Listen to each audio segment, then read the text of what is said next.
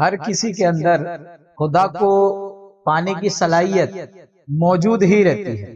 یعنی آپ جب بھی بیج کو دیکھو گے، جیسے ایک آپ نے ایپل لیا، اس کی بیج کو دیکھیں گے تو ہر بیج کے اندر بنیادی طور پر یہ صلاحیت موجود ہی ہوتی ہے کہ اس سے جو ہے سیب کا درخت نکلے.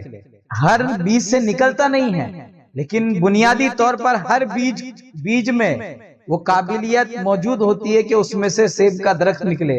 اگر وہ صحیح جگہ کے صحیح ٹائم پہ صحیح دیکھ بھالی کے ساتھ خراب ہوئے بغیر اگر صحیح زمین میں بو دیا جائے تو اس سے سیب کا درخت نکل سکتا ہے. ویسا ہی حضرت انسان کے اندر خدا کو پانے کی، اس کو ملنے کی، خدا کے صفتوں سے متصف ہو کر کے فنا فی اللہ بقا باللہ ہونے کی صلاحیت ہر انسان میں موجود ہے.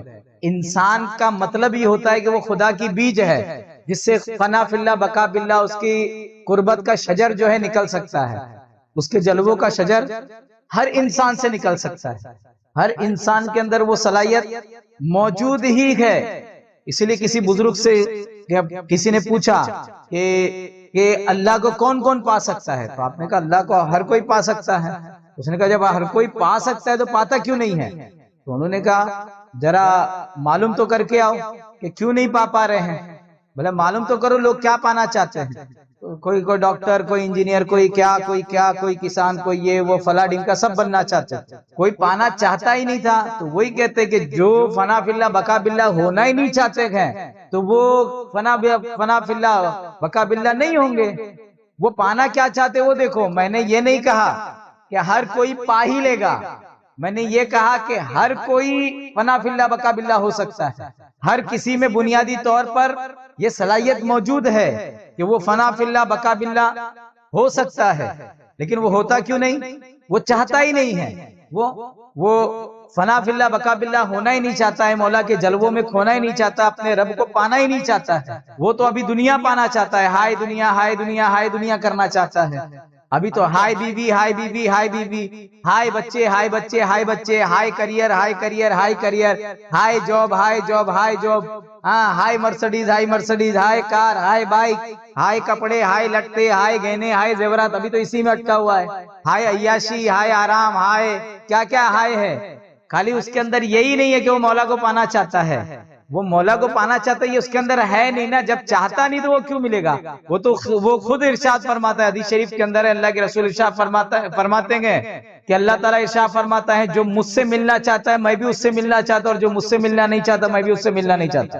بے شک بہت بڑی بات ہے اور یہی سچ ہے کہ جو اس سے ملنا چاہتا ہے اس سے رب بھی ملنا چاہتا ہے. ہاں آپ کا ملنا چھوٹا ہے، آپ کا ملنا محدود ہے اور اس کا ملنا لامحدود ہے، لیکن شرط یہ ہے جو اس سے ملنا چاہتا ہے مولا بھی اس سے ملنا چاہتا ہے. تو ملنا چاہتا نہیں ہے، ملنے کی صلاحیت ہر کسی میں موجود ہے.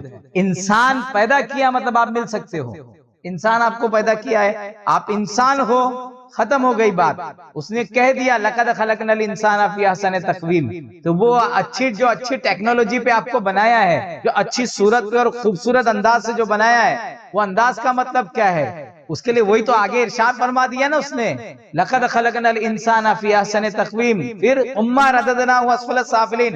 اب نیچے سے نیچے طبقے میں آیا ہے. اور اگر اس میں سے ہی کچھ لوگوں نے نیک عمل کر لیے، ایمان لے کر آئے، نیک عمل کر لیے، اچھے اعمال کر لیے، اِلَّا الَّذِينَ آمَنُوا وَعَمِلُوا الصَّالِحَاتِ، جس نے نیک ایمان لے کر آ گئے اور عمل کیا تو پھر فَلَهُمْ أَجْرٌ، تو ان کے لیے اجر ہے غیر ممنون. ان کے لیے پھر بہت خطرناک اجر ہے. پھر وہ لوٹ کے آئیں گے، پھر وہ احسن تقویم کے مقام پہ پھر آئیں گے.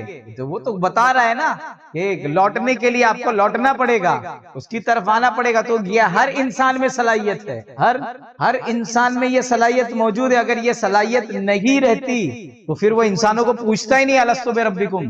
اس نے عالم ارواح میں پوچھا نا الستو بربکم، تو کیوں پوچھا اس نے؟ اس لیے اللہ تعالیٰ کو معلوم تھا کہ اس میں تو صلاحیت ہی نہیں ہے جاننے کی. یہ تو مجھ کو پہچان نہیں سکتا ہے، میرے قریب آ ہی نہیں سکتا ہے، یہ میری معرفت حاصل ہی نہیں کر سکتا ہے. جو معرفت حاصل ہی نہیں کر سکتا ہے اس کو اپنی معرفت کا سوال کرتا کیا؟ وہ تو اپنی معرفت کا سوال کر رہا ہے نا. کیا میں تمہارا رب نہیں ہوں؟ اپنی ربوبیت کی معرفت کا سوال کر رہا ہے نا.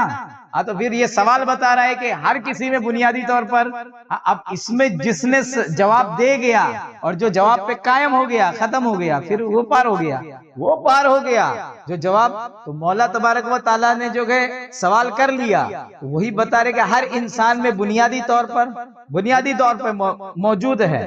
ابھی اگر کسی کو اگر بولوں گا کیا آپ نے کبھی ایٹم کو دیکھا ہے؟ ایٹم کو دیکھا ہے، انو بولتے ہیں، انو، تو آپ نے دیکھا ہے اس کو؟ آپ نے ایٹم کو نہیں دیکھا ہے، آپ نے اس کو دیکھا نہیں ہے، اور یوں دیکھنے جائے تو کوئی حیثیت نہیں، دکھائی بھی نہیں دینے والا چیز ہے۔ ہاں لیکن دیکھو اس سے ہوتا کیا ہے، پرمانو بم اگر پھوٹ جائے تو ہوگا کیا؟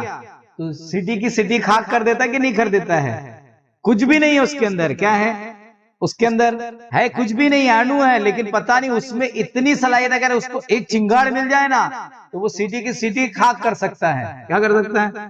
کسی نے سوچا ہوگا وہ بیج کے اندر جو اتنا بڑا شجر ہوگا، سیب کی بیج دیکھے اتنی سی، یہ سوچا ہوگا کہ وہ اتنی سی کالی سی بیج کے اندر جو کہ اتنا بڑا جھاڑ پوشیدہ ہوگا؟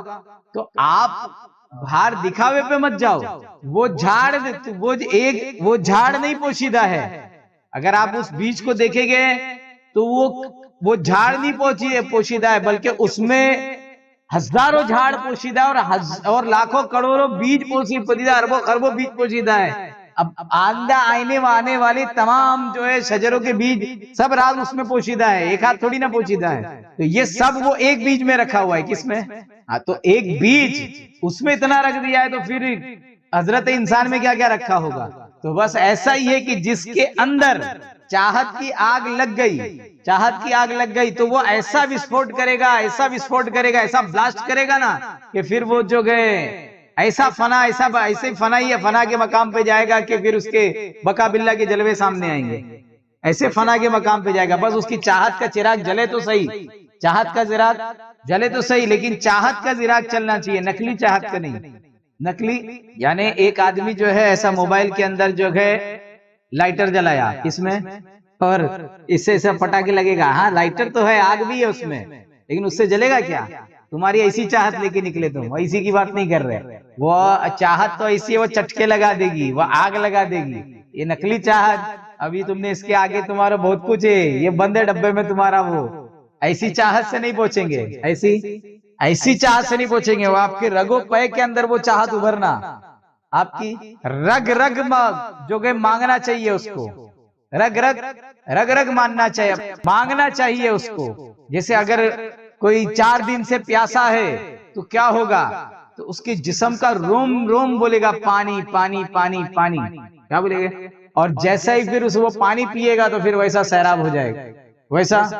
تو بیج نما شکل میں آپ میں ساری صلاحیت موجود ہے، اور جس دن حقیقی چاہت آ گئی تو اس میں سے شجر بھی نکلنا شروع ہو جائے گا، اس میں سے قدرت کا شجر بھی، اس کے جلووں کا شجر بھی، اس کی صفات کا شجر بھی، اس کے اسماء کا شجر بھی، اس کے جلووں کا، اس کے انوار کا، اس کی تجلیات کا شجر بھی جو ہے اسی طرف تو اشارہ کہاں، شجرۃ طیبۃ اصلھا ثابت وفرعھا فی السماء، ضرور نظر آئے گا۔ تو ہر کسی میں بیج نما طور پر اس کی معرفت کی صلاحیت موجود ہی ہے۔